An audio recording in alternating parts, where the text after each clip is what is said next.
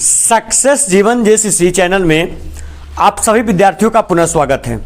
आइए आज हम लोग त्रिभुज पाठ में एक परिमेय देखने जा रहे हैं जिसको हम लोग बोलते हैं थेल्स परिमेय का विलोम। थेल्स परिमेय ऑलरेडी हम लोग के चैनल के ऊपर अपलोड हो चुका है, उसको आप लोग जाकर विजिट कर सकते हैं। देखिए बड़ा ही इंपॉर्टेंट परिमेय है और ये लगातार बोर्ड के एग्जाम में पूछा भी जाता है। आप लोग देख सकते हैं ये बोर्ड के एग्जाम में 11 के एनुअल, 14 के एनुअल, 15 के कंपार्टमेंटल, 20 के एनुअल और 22 के एनुअल में ऑलरेडी पूछा भी जा चुका है। तो आपके बिहार बोर्ड के एग्जाम की दृष्टि से ये क्वेश्चन बहुत इंपॉर्टेंट हो जाता है और ये क्वेश्चन आपका 5 मार्क्स में पूछता है।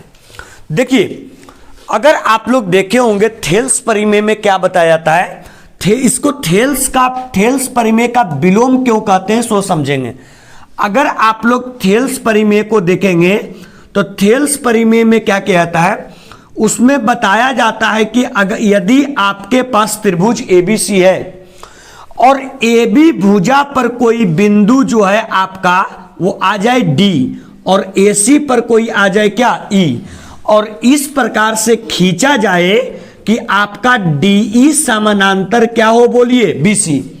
ये उसमें ऑलरेडी दिया हुआ रहता है कि डीई समानांतर बीसी हो, तो उसमें प्रूफ करना होता है कि उसकी भुजाएं आपस में क्या होते हैं, समानुपाती। इट मींस एडी और बटे बीडी बराबर एई और बटे क्या ईसी। ये गिवन होता है डीई समानांतर बीसी और प्रूफ करना होता है कि उसकी भुजाएं आपस में समानुपाती होते हैं, तो यह कहलाता है थेल्स परिमेय। लेकिन थेल्स का विलोम क्या कहलाएगा, जब आपके भुजाएं आपस में क्या दे देगा, समानुपाती, और प्रूफ करना रहेगा कि जो उसके जो क्या कहते हैं दोनों जो भुजा होगा, ये भुजाएं समानुपाती और इसके जो भुजा होगा वो आपस में क्या होंगे, समांतर। समांतर दे करके और समानुपाती प्रूफ करना हो जाए तो थेल्स परिमेय कहलाएगा, और समानुपाती दे करके समांतर प्रूफ करना हो जाए तो वो थेल्स का क्या कहलाएगा, विलोम कहलाएगा। वही प्रश्न कहता है सर, सुनेंगे क्या कह रहा प्रश्न। यदि एक रेखा, बताइए कितनी रेखाएं, एक रेखा, यदि एक रेखा किसी त्रिभुज की दो भुजाओं को, किसी त्रिभुज की दो भुजाओं को एक ही अनुपात में, एक रेखा होना चाहिए जो त्रिभुज के दो भुजा को एक ही अनुपात में विभाजित करे। इट मींस एक रेखा यहां पर कौन सा है बोलिए, एक रेखा जिसका नाम कौन है, डी। एक रेखा कौन है, डी। डी रेखा जो है त्रिभुज की कितनी भुजाओं को, दो भुजाओं को। डीई रेखा जो है त्रिभुज की दो भुजा, पहला भुजा कौन सा, ए बी, और दूसरा भुजा कौन सा, ए सी। दो भुजाओं को कौन अनुपात में, एक ही अनुपात में। एक ही अनुपात कहने का मतलब एडी और बटे बीडी। अरे एडी बटे एडी और बटे चाहे बीडी कहिए या डीबी कहिए, बराबर बराबर एई बटे ईसी। एक ही अनुपात में क्या करती है बोलिए, विभाजित करती है। मतलब वो विभाजित करती है, इट मींस एडी बटे डीबी बराबर एई बटे ईसी के रूप में दिया गया। तो कहता क्या, तो वह कौन सी भुजा बोलिए, तीसरी भुजा। तीसरी भुजा का क्या, समांतर। बताओ तीसरा भुजा कौन बच गया, बीसी। इट मींस जो आपका ये डीई है उसको समांतर प्रूफ करना है किसके, बीसी के। हम अभी टर्म बोले हैं, एक बोले आप लोग को टर्म हम बोले कौन सा बोलिए, समांतर, और दूसरा टर्म आपको हम बोले कौन सा, समानुपाती। यदि समांतर दे करके समानुपाती प्रूफ करना हो तो वो कहलाता है थेल्स परिमेय। इस प्रश्न में क्या दिया है बोलिए, दोनों को भुजाओं को कौन अनुपात में बोलिए, एक ही अनुपात में। इट मींस समानुपाती दे दिया और आपसे पूछा क्या होती है, समांतर होती है। तो समांतर देके समानुपाती थेल्स परिमेय, और समानुपाती देके समांतर तो थेल्स का विलोम कहते हैं। आइए सर, हम लोग ऑलरेडी जानते हैं किसी भी परिमेय को अगर प्रूफ करना हो तो उसको हम लोग 4 पार्ट में प्रूफ करते हैं। 4 पार्ट करने का मतलब सिंपली कि, और देखिएगा एक बात और, 4 पार्ट में हम लोग प्रूफ करते हैं, लेकिन ये जरूरी नहीं है कि सबों में आपका 4 पार्ट होना ही चाहिए। यदि रचना करने की आवश्यकता हो तो रचना उसमें होगा, और अगर नहीं हो तो सिर्फ दिया गया है, सिद्ध करना है, और क्या होगा, प्रमाण। और लेकिन इस प्रश्न में हम लोग चारों का यूज करेंगे। देखिए सबसे पहले हम लोग ऑलरेडी लिखते हैं, क्या किया गया बोलिए, दिया गया। क्या दिया गया बोलिए, एबीसी एक क्या है, त्रिभुज है। ऑलरेडी हम लोग देख रहे हैं यहाँ पे, आप सामने अगर देख पा रहे हो तो आप यहाँ पे गौर से देखिए, आपके पास ए बी सी एक क्या हो गया, त्रिभुज, जिसकी कितनी भुजाएं, 2 भुजाएं, 2 भुजाओं को कितना रेखा, एक रेखा, 2 भुजा, एक भुजा ए बी को और एक भुजा बी ए सी को, दोनों, एक ए बी को एक ए सी को, दोनों भुजाओं को एक रेखा, उस रेखा का नाम क्या है, डी। तो कह रहे क्या, 2 भुजाओं को एक रेखा एक ही अनुपात में क्या करती है, विभाजित। ये जो रेखा आया ये दोनों भुजा को एक ही अनुपात में विभाजित किया। इट मीन्स ए डी और बटे डी बी बराबर ए ई और बटे क्या, ई सी। वही लिखे, अर्थात ए डी बटे डी बी बराबर ए ई बटे क्या, ई सी है। ये जो था आपका ऑलरेडी क्या किया हुआ था, दिया गया था। तब बोलिए क्या दिया, ये दिया समानुपाती, भुजाएं आपस में समानुपाती। प्रूफ क्या करना होगा, समांतर। कौन किसके समांतर, डीई भुजा किसके समांतर, बीसी के समांतर। डीई भुजा बीसी के समांतर। हम लिखे अगला जो आपका स्टेप आया उसमें, डीई समानांतर बीसी। जो डीई भुजा होना चाहिए, ये जो डीई भुजा है ये बीसी के क्या होना चाहिए, समांतर होना चाहिए। ये आपको प्रूफ करना है। बात समझ में आया, जो डी भुजा होना चाहिए वो बीसी के समांतर होना चाहिए। ये आपको ऑलरेडी प्रूफ करना है। थोड़ा सा एक बात ध्यान देना कि जब डी, यहां देखो, जब डी समानांतर बीसी हो, जब डी समानांतर बीसी हो, ये आपको अगर प्रूफ करना हो जाए तो थोड़ा सा ध्यान देने वाली बात क्या है कि जो डी होना चाहिए वो बीसी के समांतर होना चाहिए। तो इसके बाद हम जानते हैं क्या काम कर रहे हैं सर, इसके बाद हम रचना कर रहे हैं। क्या रचना कर रहे हैं, डीई डैश समानांतर क्या, बी डी। अब कहने का मतलब क्या हो रहा है बच्चा, सुंदर, हमको प्रूफ करना है डीई बीसी के समांतर होना चाहिए। हमने क्या काम किया, एक बिंदु लिया एसी भुजा पर जिसका नाम है ई डैश। क्या है, ई डैश। तो हमने क्या बना के खींचा, हम डीई को समानांतर, देखो यहां पर ध्यान देना, डीई समानांतर बीसी तो हमको प्रूफ करना है, ये दोनों आपस में समांतर होना चाहिए।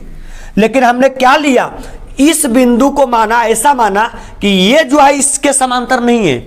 हमने माना कि ई डैश एक बिंदु हमने लिया और डी से ई डैश को मिलाया। अब हम मानते हैं क्या कि जो डी डैश है, जो डी हम मान के ऐसा चल रहे हैं, ये पहले समांतर है नहीं है वो नहीं जानते हैं हम लोग, लेकिन हम मान के ऐसा चल रहे हैं कि ये भुजा जो था ये समांतर नहीं है, ये जो बिंदु ई है वो समांतर नहीं होने दे रहा। तो हम ऐसा जगह पर ई डैश को मान रहे हैं जो ये दोनों को आपस में क्या बना रहा हो, समांतर। तो हमने माना एक बिंदु लिया ई डैश, तो हम मानते कि जो डी ई डैश, देखो ये हम क्या है, डी ई समानांतर बीसी नहीं है, ये हम मान रहे हैं।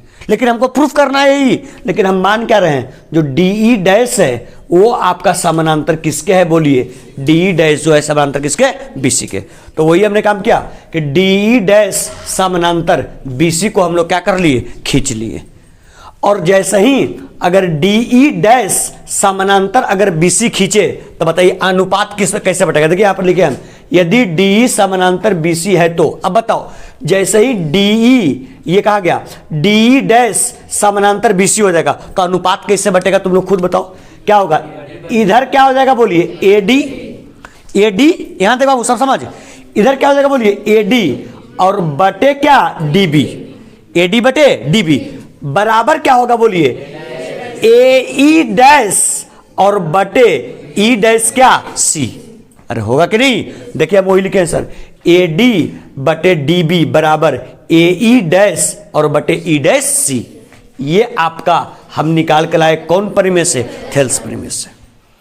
जो बच्चा स्मार्ट होगा वो देखेगा क्वेश्चन में क्या दिया था, भुजाएं आपस में समानुपाती हैं। इट मीन्स एडी बटे डीबी बराबर एई बटे ईसी क्वेश्चन में दिया था। हमने क्या निकाला, एडी बटे डीबी बराबर एई डैश बटे ई डैश क्या, सी। बताओ यहां पर भी जो मान आया हुआ था, जो दिया गया था, वो किसका मान था? AD बटे DB का।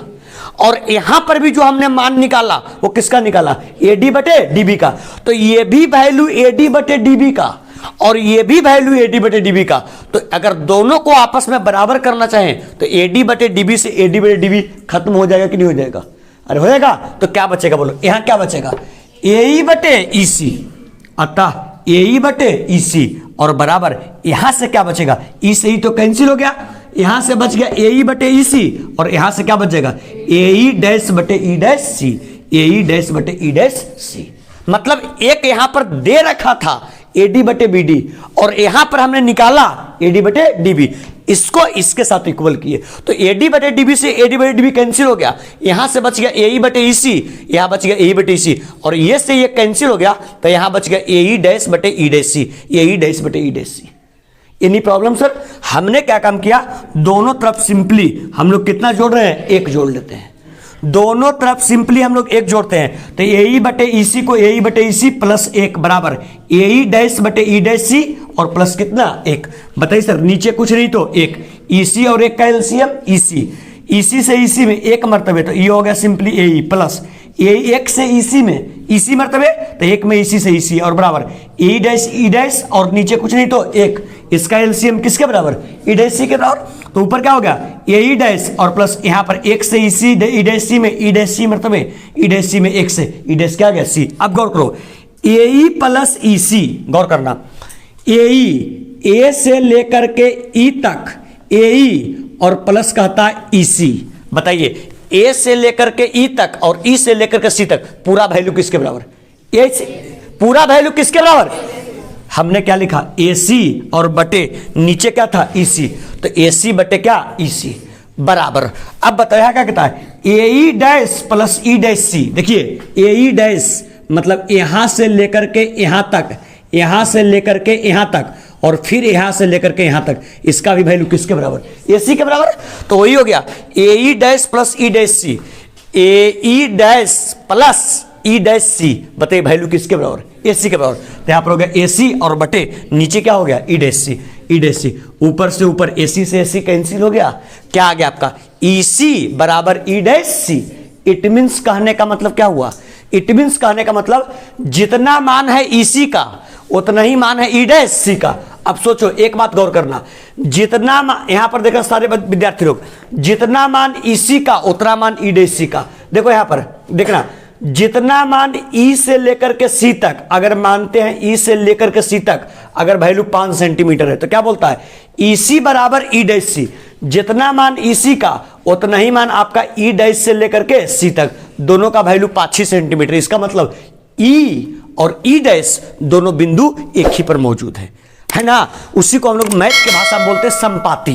क्या बोलते हैं? संपाति। हमने लिखा अतः इससे स्पष्ट होता है कि E बिंदु E और E डैश अवश्य ही क्या होगा? संपाति। संपाति कहने का मतलब अगर बिंदु ये E है तो यहीं पर आकर के आपका बिंदु जो है E डैश भी यहीं पर है और E भी यहीं पर है और दोनों आपस में समानुपाती है, दोनों आपस में एक ही जगह पर है। और जैसे ही एक जगह पर है तो बताओ E डैश C को हमने क्या माना था? हमने क्या माना था? E डैश C को बोलिए समानांतर बना खींचा था। तो अगर E डैश C और E दोनों एक ही पर है और E डैश को हमने समानांतर बना खींचा तो E भी जो है आपस में क्या होगा? समानांतर हो जाएगा। इसलिए अतः D समानांतर क्या? BC। यह आपका प्रूफ हो गया। Any problem sir? चलिए, थैंक यू, बहुत बहुत धन्यवाद।